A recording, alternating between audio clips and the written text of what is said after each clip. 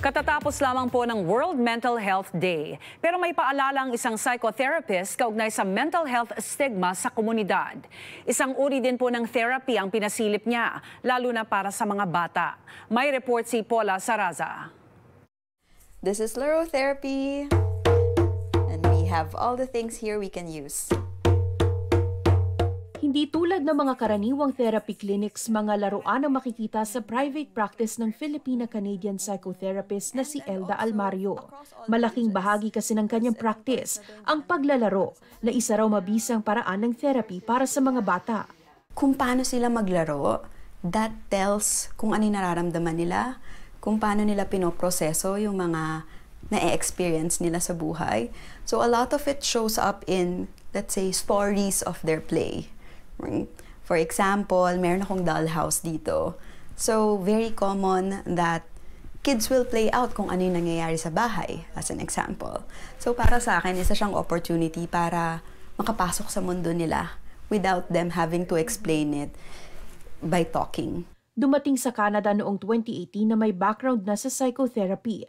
Gaya ng ibang immigrants, bumalik sa pag-aaral si Almario at dumaan sa iba't ibang training bago maging registered psychotherapist.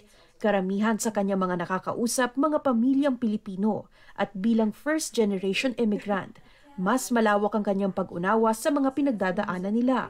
A lot of it is adjustment, a lot of it means, and then, kasi yung buong pamilya is going through transition. Minsan nagkakaroon ng stresses within the family, and sila as children, hindi sila immune to that. Nararamdaman nila yun and na-experience din nila yung stress from that. Aminado si Almario, mayroon pa ring stigma pagdating sa mental health, lalo na sa Filipino community.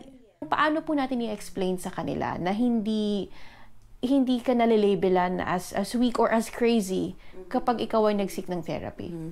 Siguro, Paula, it's important to recognize na nandyan pa lang tayo.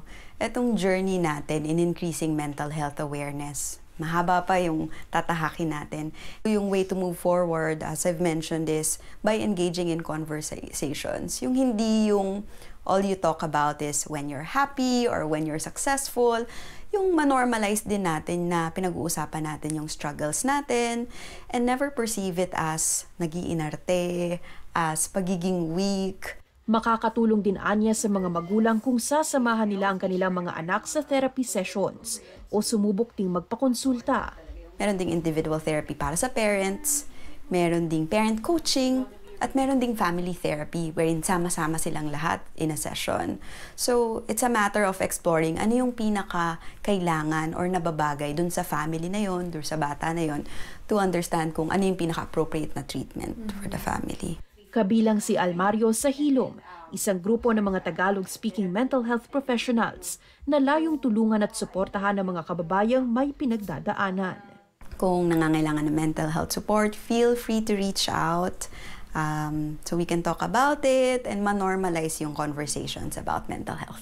Aminado si Almario na kulang pa ang mental health resources para sa mga kababayan. Umaasa siyang maging daan ng Laro Therapy para mas maging bukas sa mga pamilyang Pilipino tungkol sa usapin ng mental health.